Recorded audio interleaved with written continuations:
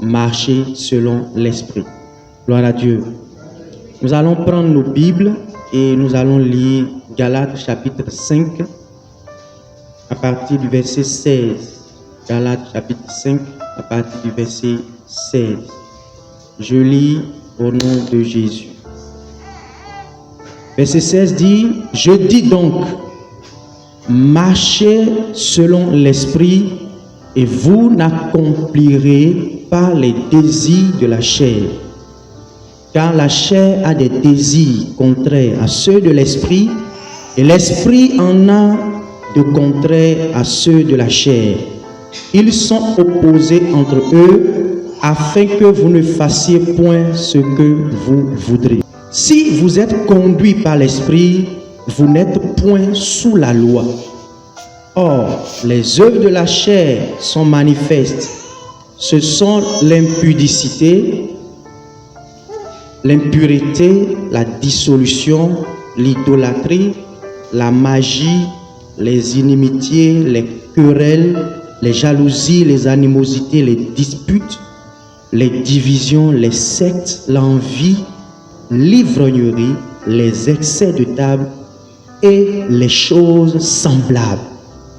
Je vous le dis, et je vous l'ai déjà dit, que tous ceux qui commettent de telles choses n'hériteront point le royaume de Dieu.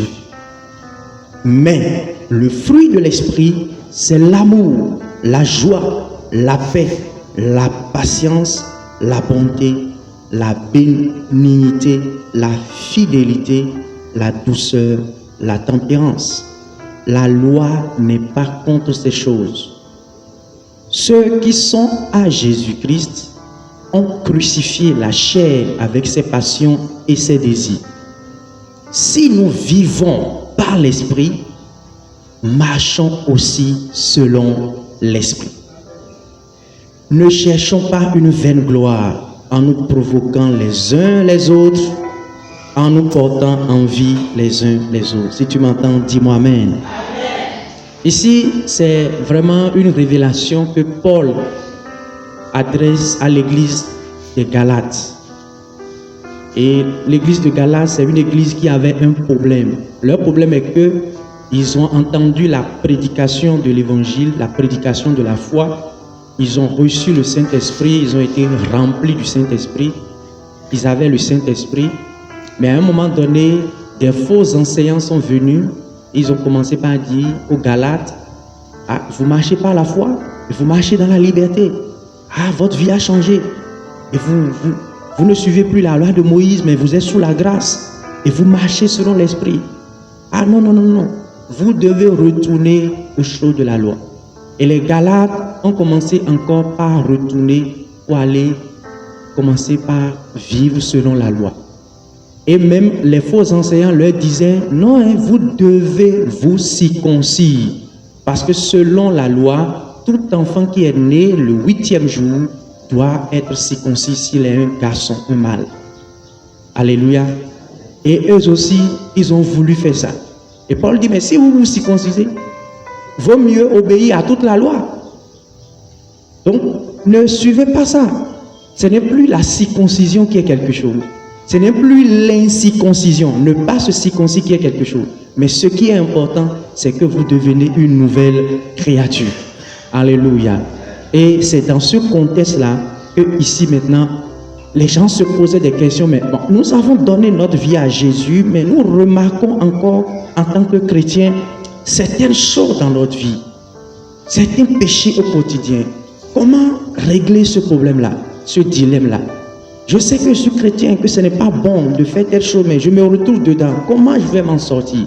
Et c'est là que Paul va leur enseigner quelque chose de très capital. Gloire à Dieu. Paul va leur dire au verset 16, donc, il va leur dire clairement, au verset 16, il dit, au verset 16, je vous dis, marchez selon l'esprit, et vous n'accomplirez pas les désirs de la chair. Gloire à Dieu. C'est un ordre. C'est un ordre. Il n'a pas dit si tu veux, tu vas marcher. Non, il dit marcher. Marcher selon l'esprit. Donc, tu dois décider de laisser le Saint-Esprit te conduit. Si tu veux vivre une vie spirituelle victorieuse, si tu veux être véritablement fort spirituellement, marcher vraiment avec Dieu, une bonne vie avec le Seigneur, mon frère, tu dois laisser ta vie être conduite par le Saint-Esprit. C'est pourquoi il dit marcher selon l'Esprit. C'est à toi de prendre la décision de marcher selon l'Esprit. Marcher selon l'Esprit veut dire selon les directives du Saint-Esprit, selon la pensée du Saint-Esprit, selon le Saint-Esprit, ce que le Saint-Esprit aurait voulu faire. Alléluia. Alléluia. Donc il y a des choses qui viennent des fois et nous-mêmes, nous faisons ce que nous voulons. Non, mais nous devons soumettre notre volonté à la volonté du Saint-Esprit. Et c'est ce que Jésus a fait à Gethsémane. Il dit non pas moi, non pas ma volonté, mais que ta volonté soit faite. Donc Jésus marchait par l'Esprit parce qu'il avait soumis sa volonté au Saint-Esprit. Alléluia. Donc c'est la même chose que nous aussi nous devons faire. Nous devons marcher selon l'Esprit. Et il dit, et vous, ça veut dire c'est toi, c'est ta responsabilité. Et vous n'accomplirez pas, c'est dans le futur, si quelqu'un marche par l'Esprit, il ne va pas accomplir les désirs de la chair. Alléluia. Maintenant, c'est quoi la chair? La chair, au fait, c'est notre nature déchue. C'est notre nature déchue. Alléluia. La chair, c'est en réalité la nature humaine corrompue par nos 5 sens. C'est-à-dire, tu es là maintenant, si tu as une petite fille à la maison, tu vois la petite fille là, et sa mère dit, lave-moi la petite fille. Tu dis d'accord, tu prends la petite fille, tu la laves. Alléluia. Et il n'y a rien. Mais si c'est une grande personne maintenant, et tu la laves, et tu touches les seins, tu vas voir que tu vas commencer par sentir des choses. C'est la chair. Normalement, ça ne doit rien dire normalement. C'est parce qu'il y a une corruption en nous. Normalement. Sinon, Dieu a créé Adam et Ève nus, mais il n'y avait pas de problème. Mais une fois que le péché est arrivé, il y a quelque chose qui a été déformé en nous, qui pervertit les choses, qui change les choses de Dieu. C'est ça qu'on appelle la chair. Donc c'est notre nature corrompue, notre nature de pécheur, de déchu pécheur. C'est ça qui est la chair. Tu peux entendre quelque chose, ce n'est rien, mais tu vas entendre quelque chose et la chair va multiplier ça et ça va sortir. Autre chose de mauvais va sortir dedans. Donc c'est ça la chair. Tes yeux n'ont aucun problème. Tu peux voir des choses, mais tu vas à un moment donné, tu auras le désir de voir ceci. Je veux voir ça. Je veux voir ceci. Je veux voir. Ce désir-là, en fait, ce sont les désirs de la chair. Alléluia. Donc c'est notre nature humaine corrompue. Amen. La chair, ça c'est la première chose. 2. La chair, c'est la maison du péché. C'est la maison du péché. Gloire à Dieu. On peut lire Romains 7, verset 18. Il est écrit, ce qui est bon, je le sais, n'habite pas en moi, c'est-à-dire dans ma chair. J'ai la volonté, mais non le pouvoir de faire le bien. Car je ne fais pas le bien que je veux, et je fais le mal que je ne veux pas. Et si je fais ce que je ne veux pas, ce n'est plus moi qui le fais. C'est le péché qui habite en moi. Je trouve donc en moi cette loi. Quand je veux faire le bien, le mal est attaché à moi. Car je prends plaisir à la loi de Dieu selon l'homme intérieur. Alléluia. Ça, c'est une révélation. Gloire à Dieu. Donc, la chair, en fait, c'est la maison. C'est-à-dire, c'est la maison du péché. Là où le péché dort. Là où le péché est logé. C'est-à-dire, il découvre en lui quelque chose, une loi dans sa chair. Alléluia. Le péché est logé, c'est dans sa chair. Amen. Et il ne comprend pas. Paul se voit dans mon être intérieur. Je désire totalement faire le bien, mais je ne sais pas ce qui arrive et je fais le mal. Alors Paul Paul dit, je découvre alors là une loi dans mes membres, une loi qui est logée dans ma chair. Alléluia. C'est ça, la corruption qui est rentrée dans l'homme. Mais gloire soit rendue à Dieu, Jésus-Christ nous en a délivrés. Donc, la chair est dans la maison du péché. Troisième chose, la chair ne fait rien de bon. Dis-moi amen. La chair ne fait rien de bon. Donc, dans le verset 18, il dit, je veux faire, mais je n'arrive pas. La chair ne fait rien de bon. Rien de bon. C'est pourquoi ne mets pas ta confiance en ta chair. Ne te dis pas, oh moi-même là, je vais faire avec. Non, tu ne pourras pas. Parce que la chair ne fait rien de bon. La chair ne fait rien de bon. Il ne faut pas compter sur la chair. Il faut compter sur l'esprit. Amen. Il ne faut pas compter sur la chair. Il faut compter sur l'esprit. Et tu vas voir, c'est là que tu vas percer, tu vas avancer avec le Seigneur. Quatrième chose, la chair ne peut jamais obéir ou plaire à Dieu. La chair ne peut jamais obéir ou plaire à Dieu. Et tu vas voir des fois, Dieu te dit des choses et tu vas constater que tu n'arrives pas à faire. Amen. Ce n'est pas un démon d'abord. Parce que beaucoup ont pensé que c'est les démons. Qu'est-ce qui m'empêche? Non, ce n'est pas un démon. Dieu te dit des choses à faire, tu n'arrives pas à faire à cause de la chair. Peut-être que Dieu te dit pardonne. Celui qui t'a fait du mal là, pardonne. Et tu dis, yeah, je vais pardonner. Jamais. Tout le monde peut me faire ça, sauf lui. Je ne peux pas pardonner. C'est la chair. Mais ce n'est pas de ta faute. Ce n'est pas à cause de ça que tu vas te culpabiliser pour dire, moi je suis mauvais. Non, tout homme est comme ça. Même l'apôtre Paul, moi-même qui te parle. Tout le monde est comme ça. Il y a tout ça là en nous. Et c'est pourquoi Jésus est extraordinaire. Parce que si tu n'as pas Jésus dans ta vie, oh, tu es perdant d'avance. Gloire soit rendue à Dieu parce que l'Esprit est venu nous secourir. Alléluia. Donc, la chair ne fait rien de bon. Rien de bon. Amen. Et je prie que Dieu te donne de marcher vraiment selon l'Esprit. Et quand Dieu te donne des instructions, que tu facilement, comme un enfant, tu obéis simplement. Tu vas voir que tu seras fort, puissant spirituellement. Tu vas avancer avec Dieu. Mais si chaque fois que Dieu te donne des instructions, tu commences par raisonner, tu laisses la chair commencer par raisonner. Ah, qu'est-ce que Dieu vient de dire? Ah, prends ton Isaac, va sur la montagne et tu vas le brûler. Et c'est quel Dieu ça? Ouh, c'est quoi ça là maintenant? Dieu lui mange encore les enfants. C'est la chair qui parle. Alléluia. C'est la chair. Dieu te dit pardonne, tu trouves des raisons. Dieu te dit donne, obéis à telle chose, va évangéliser. Ah non, c'est Dieu, évangélisation là, vraiment, c'est pour les pasteurs. Non, moi je ne suis pas dedans, c'est la chair. Alléluia. Il faut vivre dans la sainteté. Il dit, ah, sainteté, quelle sainteté? Ah, la vie là, on ne fait pas ça deux fois, hein. Je vais manger pour moi d'abord. C'est la chair qui parle. C'est la chair. Donc la chair ne peut pas plaire à Dieu. La chair ne peut pas obéir à Dieu. Il ne faut pas compter sur lui. Alléluia.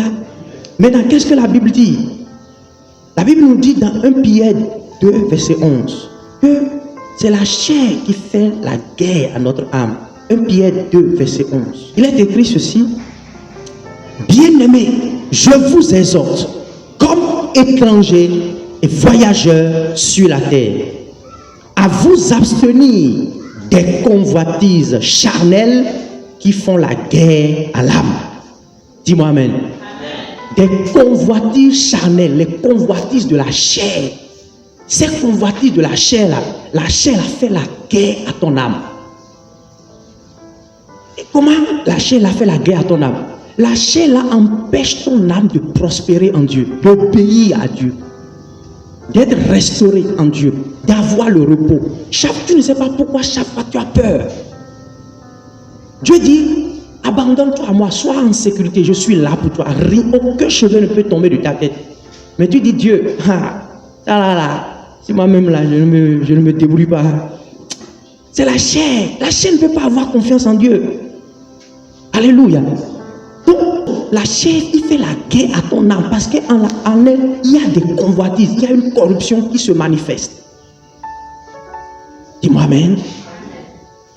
Mais je prie ce matin, ton âme sera dans la paix. Mon frère, quand tu commences par marcher par l'esprit, ton âme rentre dans le repos. Et quand tu laisses l'Éternel te conduire, quand tu laisses le bon berger, Jésus te conduire, il te conduit dans les verts pâturages. Le Saint-Esprit te conduit dans... Mais souvent, on a peur, on se dit, hey, si j'abandonne ma vie au Saint-Esprit maintenant, il va me conduire dans le bas-fond maintenant. Non. Le Saint-Esprit ne va jamais te conduire dans le bas-fond. Il ne va pas te conduire dans la boue. Ayez confiance. Le Saint-Esprit connaît ce qui est meilleur pour toi. Le Saint-Esprit connaît ce qui est meilleur pour ta destinée. Ce qui est meilleur, le meilleur des meilleurs est réservé par le Saint-Esprit pour toi. Tu ne peux pas imaginer ce que le Saint-Esprit peut faire de ta vie et faire dans ta vie lorsque tu lui donnes le volant de ta vie. Alléluia. Et c'est pourquoi Jésus veut que nous puissions le laisser conduire nos vies. Mais si nous laissons notre vie aux convoitises charnelles, elles vont détruire notre âme. Et vous allez voir des chrétiens, ils n'ont jamais la paix. Ils ne sont pas dans le repos. Ils ne marchent pas avec assurance. Il n'y a pas d'assurance. Pourquoi? Parce que la chair qui a pris le dessus. La chair a pris le dessus. Donc il dit, marchez par l'esprit et vous n'accomplirez point les désirs de la chair. Amen. Amen. Autre chose, les œuvres de la chair sont des mauvais désirs. Quand vous lisez Galates 5, 19 là, on dit, le verset 19 dit, voici les œuvres de la chair. Ils ont cité les œuvres de la chair. Et le verset 19 dit quelque chose de très significatif. Il dit, or les œuvres de la chair sont manifestes. Ce sont l'impudicité et consorts. Alléluia. Gloire à Dieu. Donc, la chair a des désirs, des passions. Et il y a des gens qui ont fait des études et ils ont vu que dans notre corps là, il y a des hormones. Des hormones. C'est-à-dire c'est des substances chimiques.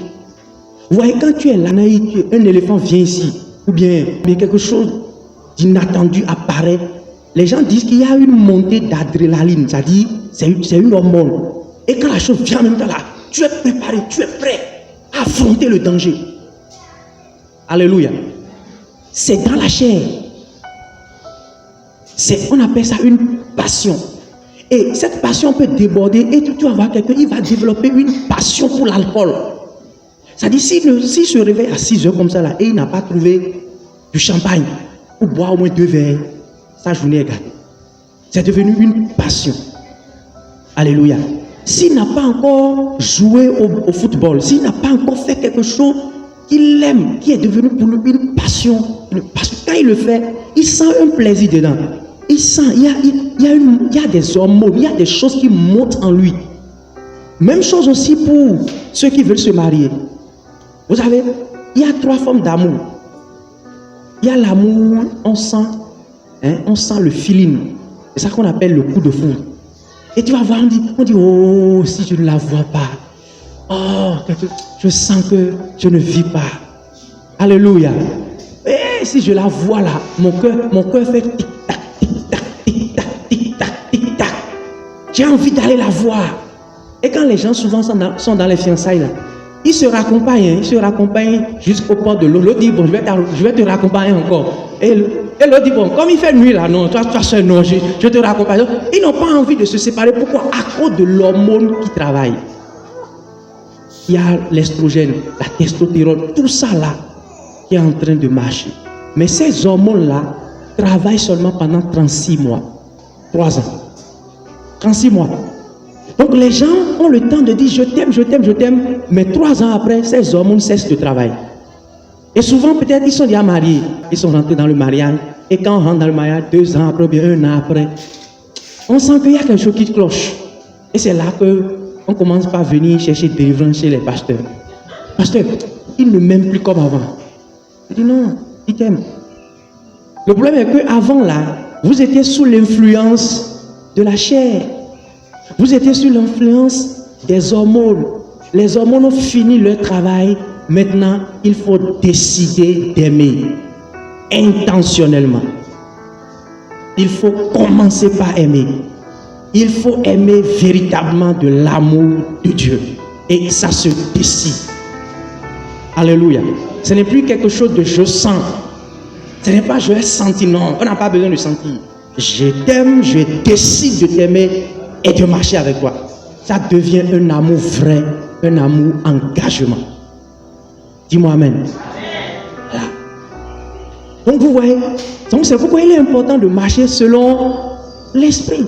Mais si on se laisse à nous-mêmes, à ce que nous sentons, ou bien tu viens à l'église, on dit ah, élevons les mains et adorons Dieu. Et tu dis je ne sais pas que manger après le culte maintenant et je ne vais pas gaspiller mon énergie. C'est la chair qui parle. Amen. C'est la chair. Donc, ne laisse pas ce qui se passe en toi t'influencer. Ce qui se passe en toi, c'est la chair. Laisse-toi conduire par le Saint-Esprit. Amen. Alléluia. La chair est paresseuse. La chair est paresseuse. C'est la chair. La chair n'aime pas faire des efforts. Même quand on dit à la chair de jeûner, de prier, ah, tu vas voir, quand chaque fois tu rentres, moi là, vous savez comment moi j'ai commencé par jeûner? Quand j'ai donné ma vie à Jésus, à peine 3, mais 6 mois après, les gens faisaient jeûne à l'église, moi je ne faisais pas parce que j'avais peur. Je dis, si je jeûne maintenant là, je vais, ça ne va pas marcher. Et j'allais à l'école. Donc, un jour là, j'ai dit à Dieu, Seigneur, cette semaine-là, au moins pour ça là, je vais jeûner. Je vais jeûner par la grâce de Dieu. Et j'ai pris la décision. Le mercredi là, je suis parti à l'école, j'ai commencé par jeûner. Et à midi 13h, tous mes camarades sont partis manger au réfectoire.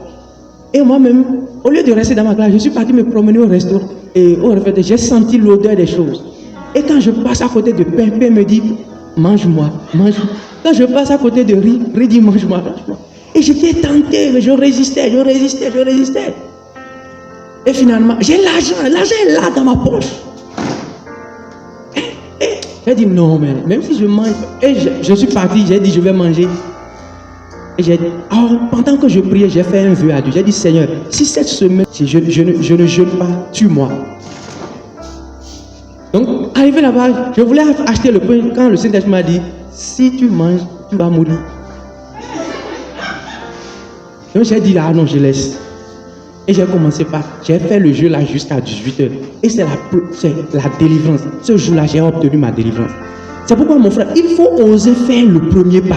Ce qui est difficile pour toi de faire là, compte sur la grâce de Dieu et fais-le.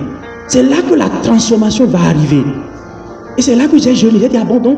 Et même à partir de 14h, 15h, je ne sentais plus la faim. Jusqu'à 18h. Et j'étais rempli d'une grande joie. Le jour là, quand je suis venu à l'église, on donnait les sujets de prière. Moi, mes sujets de prière, je sentais que c'était plus fort que ce qu'on donnait là-bas. Parce qu'en moi-même, j'ai de l'assurance. J'ai été délivré. Et c'est fini, c'est comme ça que j'ai commencé par jeûner. Après, j'ai jeûné 3 jours à sec. J'ai jeûné 7 jours à sec. J'ai jeûné 21 jours à sec. J'ai fait même 40 jours de jeûne avec de l'eau et du fruit. Amen. Donc, mon frère, il faut te laisser conduire par le Saint-Esprit. Ne laisse pas la chair te rendre paresseux. Amen. La chair n'aime pas prier, n'aime pas jeûner, n'aime pas lire la Bible. À un moment donné, la chair me dit, bon, c'est quoi même? Laisse-moi me reposer. C'est pas moi qui ai tué Jésus. C'est toi qui as tué Jésus. C'est nous tous qui avons tué Jésus. Alléluia. Donc, ne laisse pas la chair prendre le dessus. Amen. La chair peut essayer d'obéir au commandement de Dieu, mais elle ne pourra jamais. La chair peut même intervenir à l'église. Vous savez, la chair peut chanter et danser pour Dieu. La chair. Les gens peuvent chanter et danser pour Dieu, mais c'est la chair. Mais il faut chanter et danser pour Dieu étant inspiré par le Saint-Esprit. C'est la différence. Alléluia.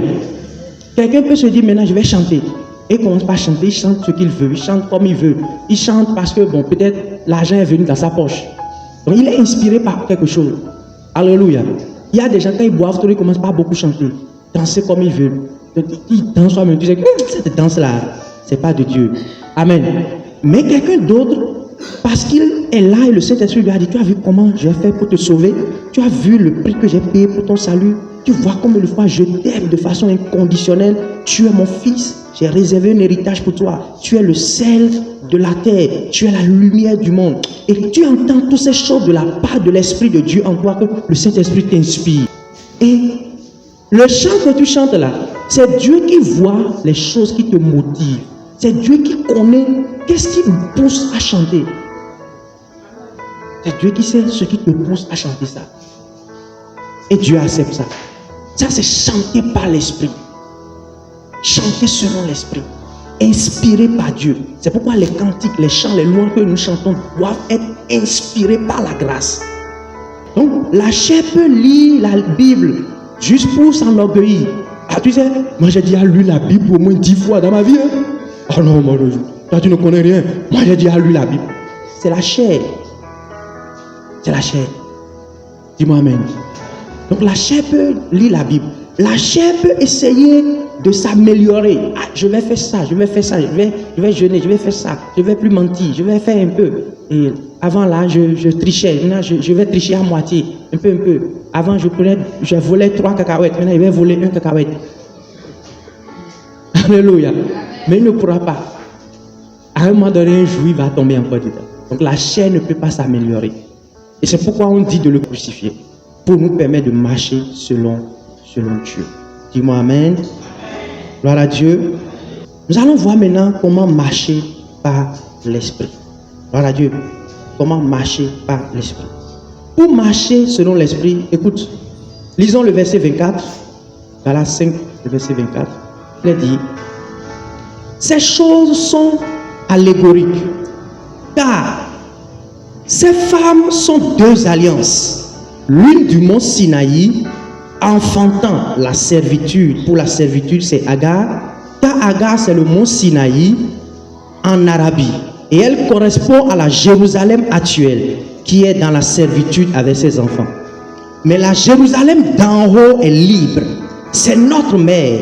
Car il est écrit, réjouis-toi stérile, toi qui n'enfantes point. Éclate et pousse des cris de joie, toi qui n'as pas éprouvé les douleurs de l'enfantement, car les enfants de la délaissée seront plus nombreux que les enfants de celle qui est mariée.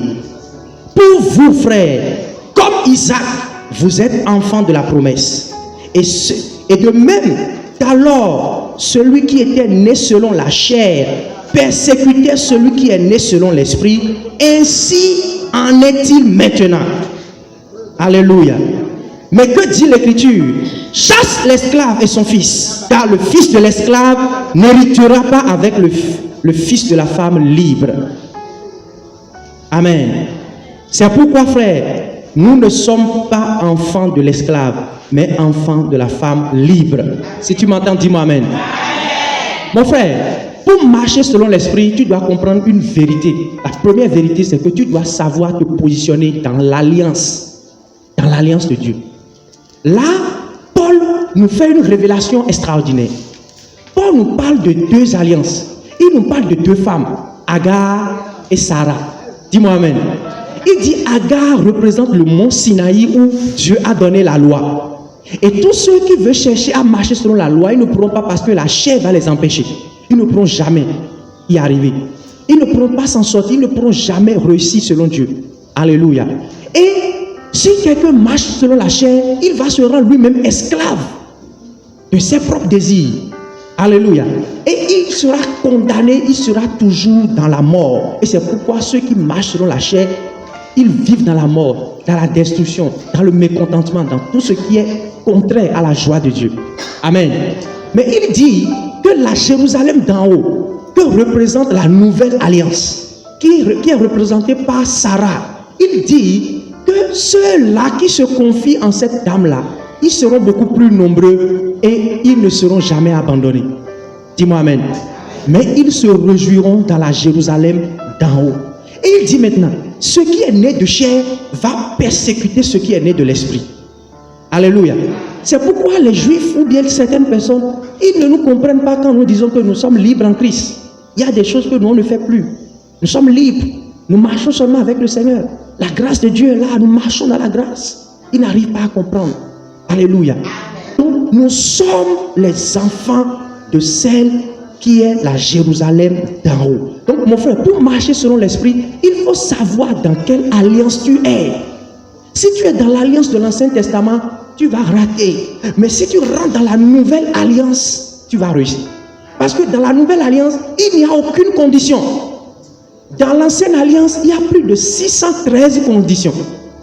Il y a les 10 commandements et les ordonnances, ce qui fait 613. Alléluia. Mais dans la nouvelle alliance, il y a un seul commandement. Aimez-vous les uns les autres comme moi, je vous ai aimé. Donc quand tu te positionnes dans la nouvelle alliance, tu te dis, moi là, la seule chose qu'on m'a demandé, c'est de rester et de marcher dans l'amour et de manifester l'amour, c'est tout. Et ça, le Saint-Esprit trouve la place de te conduire. Et quand tu ne marches pas l'amour, est-ce que quand tu ne marches pas l'amour, tu peux voler là? Celui qui ne marche pas l'amour là, qui aime son frère, il peut le voler. Non, tu as déjà accompli la loi. Celui qui ne marche pas l'esprit, celui qui ne marche pas l'amour, a déjà accompli la loi de Dieu. Parce que l'amour est l'accomplissement de la loi. Et l'amour de Dieu est répandu dans nos cœurs par le Saint-Esprit. Nous dit Romains 5, le verset 5. Et dit, l'amour de Dieu a été répandu dans nos cœurs par le Saint-Esprit. Donc nous devons demeurer et laisser cet amour nous remplir, manifester cet amour, vivre dans cet amour. Alléluia. C'est tout ce que Dieu veut. Dieu veut que tu sois dans son amour. Et c'est ça la nouvelle alliance. Mon frère, reste dans son amour simple. C'est fini. C'est tout. Reste dans son amour. C'est tout, c'est tout. Tu marcheras par l'esprit. L'amour va grandir en toi petit à petit. Plus tu vas voir que l'amour grandit en toi. Et tu marches selon l'amour. Tu vas revêtir l'amour, tu vas marcher dans l'amour.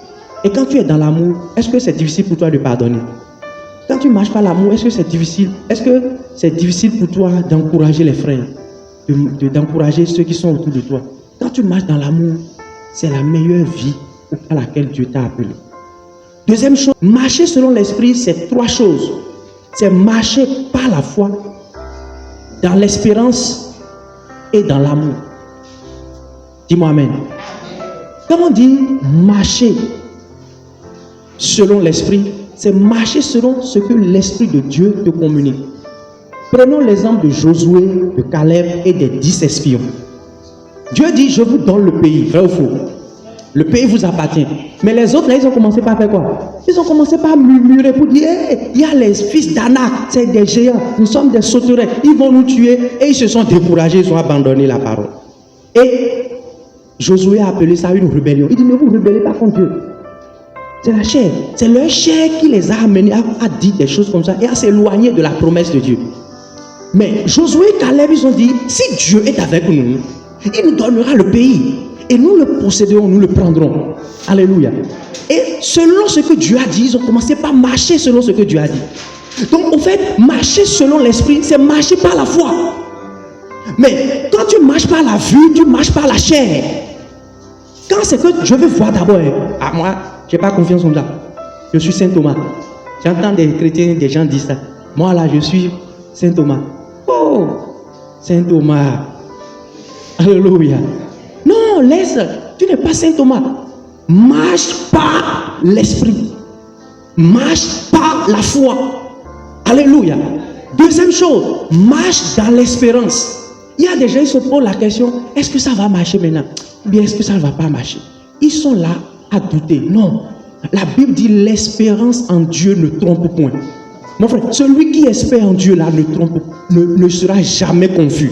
Je veux dire à quelqu'un ce matin que le Saint-Esprit te fortifie. Tu ne vas pas être confus au nom de Jésus. La confusion ne sera pas dans ta vie parce que tu as une espérance vivante. Celui qui a fait la promesse et qui t'a donné cette espérance-là, il ne passera pas à côté. Il n'est pas un homme pour mentir, ni fils de l'homme pour se repentir. Ce qu'il a dit, il l'accomplira. Ce qu'il t'a promis, va l'accomplir. Dans le nom de Jésus. Donc s'il t'a promis quelque chose, en son temps, il le fera. Et ça ne va pas rater parce qu'il est un Dieu fidèle. Il y a des choses que Dieu va faire pour toi parce qu'il accorde sa fidélité. Alléluia. Voilà Dieu. Donc Dieu ne peut se renier lui-même. S'il y a une chose que notre Dieu ne peut pas faire, c'est se renier lui-même. Et quand il te dit un mot, il accomplit toujours. Donc il veut que nous ayons l'espérance en nous. Ils savent que pendant que les vents contraires arrivent, nous savons que nous avons de l'espoir. Nous avons de l'espérance. Ce que je traverse aujourd'hui, Dieu va le changer en témoignage. Parce que mes yeux ne sont pas fixés sur mes problèmes, mais mes yeux sont fixés sur celui qui a fait la promesse. Et celui qui a fait la promesse est fidèle. Et c'est pourquoi j'ai une espérance vivante. Donc, quand tu marches dans l'espérance que Christ t'a donnée, tu marches selon l'esprit, selon l'esprit. Mais quand tu commences pas à douter, tu commences pas à marcher selon la chair. Et troisième chose, marcher dans l'amour. Marcher dans l'amour. Mon frère, quand tu marches comme ça, tu vas vivre une vie extraordinaire. Gloire à Dieu. Nous allons lire Romains chapitre 8 à partir du verset 1er. Gloire à Jésus. Il dit, il n'y a donc maintenant aucune condamnation pour ceux qui sont en Jésus-Christ. En effet, la loi de l'esprit de vie en Jésus m'a affranchi de la loi du péché de la mort. Car chose impossible à la loi parce que la chair la rendait sans force. Dieu a condamné le péché dans la chair en envoyant à cause du péché son propre Fils dans une chair semblable à ceux du péché. Et cela afin que la justice de la loi soit accomplie en nous qui marchons. Alléluia. Donc la justice de la loi va s'accomplir où? En nous qui marchons, non selon la chair, mais selon l'esprit. Mon frère, quand tu marches selon l'esprit là, il n'y a plus de condamnation pour toi. Oh, est-ce que quelqu'un a compris ce matin? Oh, je t'encourage. Bon, écoute-moi, si tu décides de marcher selon la nouvelle alliance, et que la seule loi que tu as, c'est la loi de l'amour qui est inscrite en toi, et que tu veux te laisser conduire par cette loi-là, tu es libéré de toute forme de condamnation. Alléluia. Donc la justice de la loi a été accomplie. C'est pas que ça sera. Je suis déjà juste. La justice de la loi, c'est comme si j'ai obéi à toute la loi. A déjà été accomplie en moi. Non pas ceux qui marchent selon la chair, mais ceux qui ont décidé de marcher selon la nouvelle alliance. Par la foi, dans l'espérance et dans l'amour. Amen. Oh, c'est une révélation extraordinaire. Amen. Je bénis Dieu pour la vie de l'apôtre Paul. Il dit, ceux en effet qui vivent selon la chair s'affectionnent aux choses de la chair. Vous savez ce qu'on appelle l'affection? Ceux qui vivent selon la chair, ils s'affectionnent, ils aiment, ils embrassent. L'affection, c'est l'amour. C'est embrasser, c'est chérir quelque chose. Donc ceux qui vivent selon la chair, plus ils vont embrasser, ils vont aimer les choses de la chair. Mais regardez, la Bible dit quoi? Il dit, tandis que ceux qui vivent selon l'esprit s'affectionnent aux choses de l'esprit. Dis-moi amen. Mon frère, pour savoir si tu marches selon l'esprit, il faut voir les choses auxquelles tu es attaché. Qu'est-ce que tu aimes? Les choses de la chair que tu aimes. Aller s'asseoir quelque part et bavarder, raconter, dire des choses même qu'on n'a pas vu, mentir, calomnier. Les choses de la chair. Alléluia. Donc ceux qui aiment ces choses-là, ce n'est pas bon. Mais ceux qui aiment par exemple la communion fraternelle, la prière, ceux qui aiment lire la Bible parce qu'ils aiment Dieu, ceux qui aiment que le Saint-Esprit les parle, ils désirent que le Saint-Esprit les parle, ceux-là ils s'affectionnent ainsi aux choses de l'Esprit. Que ton cœur décide de s'affectionner aux choses de l'Esprit. La sanctification, c'est une chose de l'Esprit. Prier, c'est une chose de l'Esprit. Vivre dans le pardon, c'est une chose de l'Esprit. Amen. Et donner à Dieu, c'est une chose de l'Esprit. Donc, il faut semer selon l'Esprit. Alléluia. Donc, mon frère, quand tu sèmes selon l'Esprit, tu moissonnes selon l'Esprit. Donc, mais quand tu le fais par la chair, c'est zéro. Marche selon l'Esprit de Dieu. Et c'est ça qui est bon. Amen. Le verset 6 dit, l'affection de la chair, c'est la mort. Il dit, ceux qui aiment les choses de la chair, c'est la mort. Tandis que l'affection de l'Esprit, c'est la vie et la paix. Mon frère, quand tu aimes les choses de l'Esprit, tu as la vie et la paix. Est-ce que là où tu es, tu as la vie, tu as la paix? Oui, quand tu aimes les choses de Dieu, les choses de l'Esprit, ça te donne la vie et la paix. Oui, tu as la vie, tu as la paix. Mais quand quelqu'un marche, quelqu'un qui vit selon la chair, sa vie est troublée. Car l'affection de la chair est inimitié contre Dieu. Parce qu'elle ne se soumet pas à la loi de Dieu et qu'elle ne le peut même pas. Or, ceux qui vivent selon la chair ne sauraient plaire à Dieu. Mon frère, quand tu marches dans la chair, là, tu ne peux pas plaire à Dieu. Oh, je sais que là où tu es, tu veux plaire à Dieu, non? Oui, je sais. Nous tous qui sommes là, nous voulons vraiment plaire à Dieu. Donc, le seul moyen pour nous de plaire à Dieu, c'est d'accepter la nouvelle alliance. Et dans la nouvelle alliance, il n'y a rien à faire. Il dit, crois seulement en moi. Et moi-même, là, je pardonne tous tes péchés. Je vais inscrire ma loi en toi. Je mettrai la loi de l'amour en toi. Je vais l'inscrire en toi. Et je ferai en sorte, moi-même, là, je vais t'aider. Je ferai en sorte que tu marches selon l'esprit, selon moi, selon la parole. Tu n'as rien à faire. Et je ne me souviendrai plus de vos péchés, ni de vos iniquités. Et vous serez mes fils et mes filles. Donc, dans la nouvelle alliance, il n'y a rien que toi-même tu vas faire. Donc, ce n'est pas la foi qui te marche. Et tu plais à Dieu. Quand Dieu te voit, il est content. Il dit, voici mon fils. Tu le plais parce que tu ne marches pas la foi, tu lui es agréable. Celui qui croit vraiment en Dieu, Dieu voit qu'il est agréable à Dieu. Sa vie dégage une bonne odeur parce qu'il marche par la foi. Alléluia. Je sais que toi et moi, nous allons plaire à Dieu parce que nous allons marcher par la foi. Au nom de Jésus. Gloire à Dieu. Verset 9. Pour vous, ne vivez pas selon la chair, mais selon l'esprit. Si du moins l'esprit de Dieu habite en vous. Si quelqu'un n'a pas l'esprit du Christ, il ne lui appartient pas. Alléluia. Peut-être que pendant que je parlais, quelqu'un s'est dit, est-ce que j'ai le Saint-Esprit? Parce que si tu n'as pas le Saint-Esprit, tu ne pourras pas marcher selon l'Esprit. Et comment recevoir le Saint-Esprit? Il faut croire que Jésus-Christ est mort pour tes péchés. Il est ressuscité pour ta justification. Et il faut le confesser de ta bouche.